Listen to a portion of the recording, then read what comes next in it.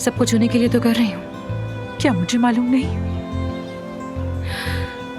लेकिन ये सब करने के लिए मुझे आमिर को वापस आने पर राजी करना होगा। यहाँ पर इन सब लोगों को मुझे संभालना होगा। परवीन साहिबा की यही ख्वाहिश है। लेकिन मुझे नहीं मालूम कि ये सब मैं कैसे करूंगी। मालूम है मुझे, तुम्हें फार्म हाउस वाली अफसुन बनना होगा। तुम उस फार्म को, इतने बड़े फार्म को अकेले कैसे संभालती थी? एक बार फिर याद करो, जोर डालो जहन पर। जनाजों में और शादियों में तुम लोगों को कैसे इकट्ठा करती थी? इंसानों को संभालना हर जगह एक जैसा है, चाहे वो फार्म पर हो या इस्तांबुल के क्लिनिक में। क्या फर्क पड़ता है? बस जरा याद करो। अगर तुमने अपने अंदर की वो रूह दोबारा पा ली तो इन बेरूहों को भी काबू कर सकोगी।